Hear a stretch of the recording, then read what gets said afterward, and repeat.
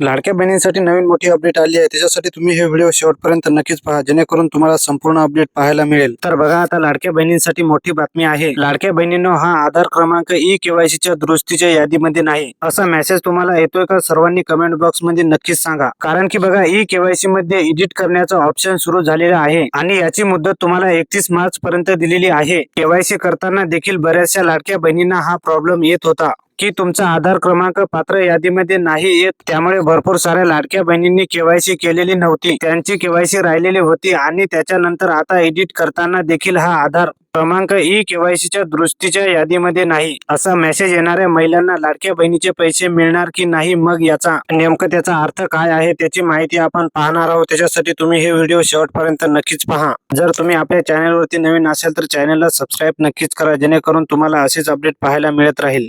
तर बघा, आता त्यासोबत महत्वाचं म्हणजे जानेवारी महिन्याचा हप्ता नेमका कधी येणार। जानेवारी महिना देखील आता संपलेला आहे, आता फेब्रुवारीचा पहिला आठवडा देखील संपलेला आहे, मात्र अजून त्याची घोषणा देखील झालेली नाही आहे। तर त्याची देखील महत्वाचे अपडेट आपण पाहणार आहोत आणि ज्या लाडक्या बहिणींचे या ठिकाणी डिसेंबर आणि नोव्हेंबरचे पैसे भेटलेले नाही, त्या लाडक्या बहिणींनी हे 3 हप्ते एकत्रित भेटणार का, मग त्याच्याबद्दलची संपूर्ण माहिती आपण या व्हिडिओमध्ये पाहणार आहोत। त्याच्यासाठी तुम्ही हे व्हिडिओ शेवटपर्यंत नक्कीच पहा। तर बघा, अनेकांना ई-केवायसी करताना हा आधार क्रमांक ई-केवायसीच्या यादीत नाही, दुरुस्तीच्या यादीत नाही असा मेसेज येतोय, त्यामुळे महिलांच्या मनामध्ये आता चिंतेचं वातावरण निर्माण झालेलं आहे। राज्य सरकारने मुख्यमंत्री माझी लाडकी बहीण योजनेची ई-केवायसी पुन्हा एकदा सुरू केलेली आहे, परंतु याच्यामध्ये ई-केवायसी मध्ये फक्त एडिट त्यांना करता येणार आहे, नव्याने ई-केवायसी करता येत नाही, हे लक्षात राहू द्या। महाराष्ट्र शासनाच्या महिला व बाल विकास विभागाने त्याचा GR काढत या संदर्भात माहिती दिलेली आहे। मात्र अनेकांना ई-केवायसी करताना हा आधार क्रमांक ई-केवायसीच्या दुरुस्तीच्या यादीत नाही असा मेसेज येत आहे, त्यामुळे महिलांच्या मनामध्ये चिंतेचं वातावरण निर्माण झालेलं आहे।